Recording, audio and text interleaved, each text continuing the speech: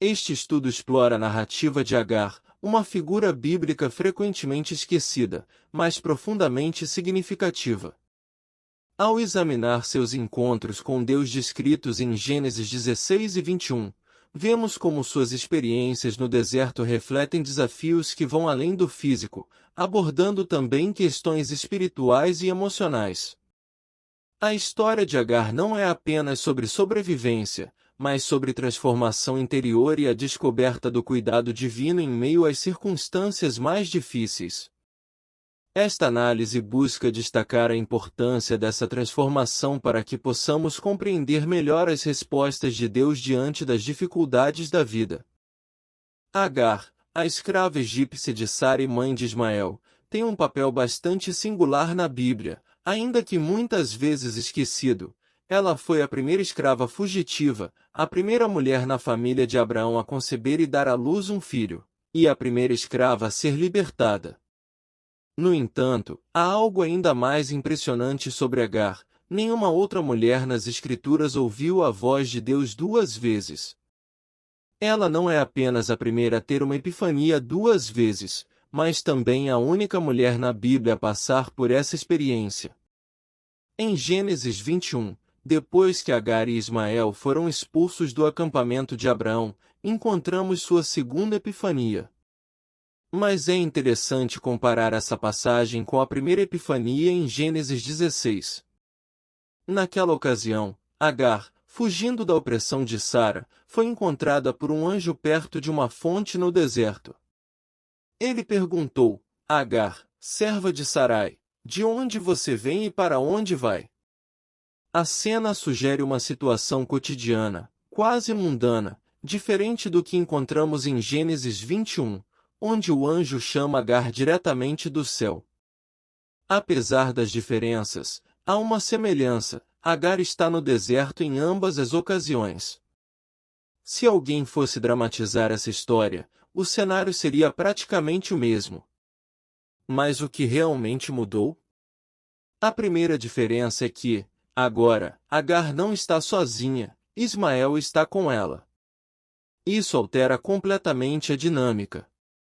Em Gênesis 16, Agar sabia para onde estava indo e tinha água à sua disposição.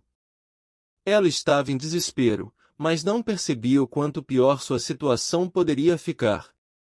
Agora, em Gênesis 21, Agar está perdida, sem água e com medo pela vida do filho.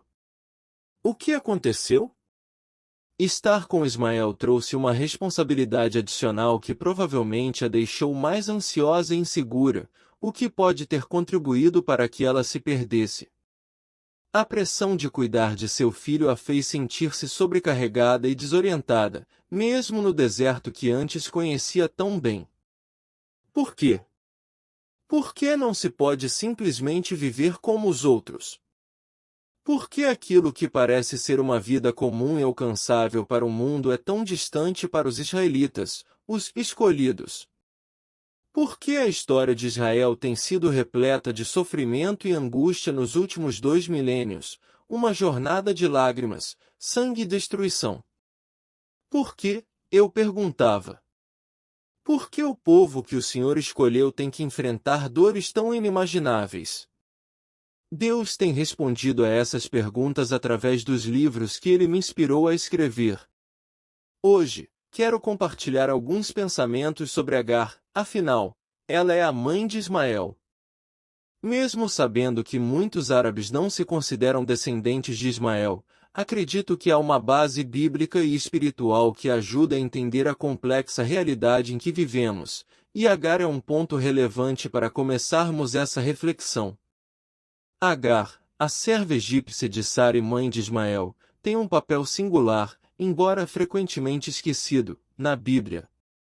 Ela foi a primeira escrava fugitiva, a primeira mulher na casa de Abraão a conceber e dar à luz um filho, e a primeira escrava a ser libertada. O que é ainda mais notável é que ela é a única mulher na Bíblia que experimenta duas epifanias divinas.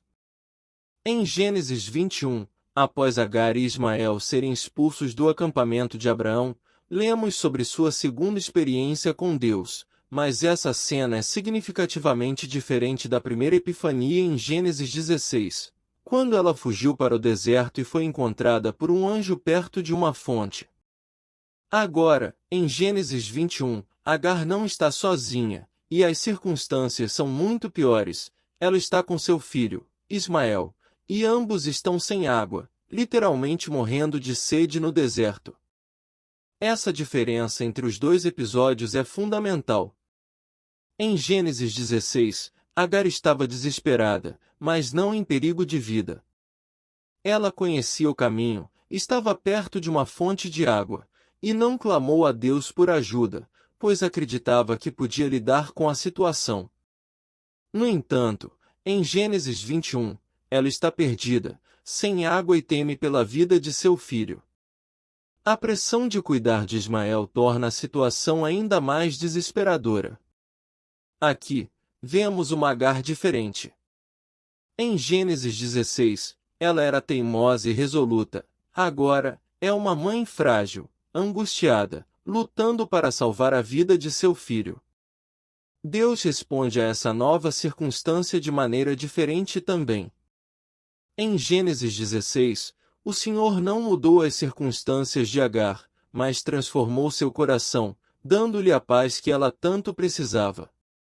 Isso a fez perceber que Deus a via, e ela o chamou de El Roi, o Deus que me vê. Já em Gênesis 21, Deus muda as circunstâncias. Ele abre os olhos de Agar para um poço de água, salvando sua vida e a de Ismael. A história de Agar nos ensina uma lição profunda. Antes que as circunstâncias visíveis mudem, é necessária uma transformação interior. O coração precisa ser curado para que possamos ver as soluções de Deus, como o poço no deserto. É esse tipo de cura que devemos buscar, tanto em nossas próprias vidas quanto naqueles que têm o poder de tomar decisões que afetam milhões de pessoas. Por isso, enquanto continuamos orando por paz, lembremo-nos de que a verdadeira mudança começa no coração. Em conclusão, a história de Agar nos ensina que, mesmo em meio aos maiores desafios, há sempre a possibilidade de transformação interior e de renovação espiritual. Deus não apenas muda as circunstâncias ao nosso redor, mas, muitas vezes, nos transforma primeiro, abrindo nossos olhos para enxergar soluções e esperança onde antes só havia desespero. Ao refletirmos sobre essa narrativa, somos lembrados de que a cura do coração é essencial para enfrentarmos as adversidades da vida.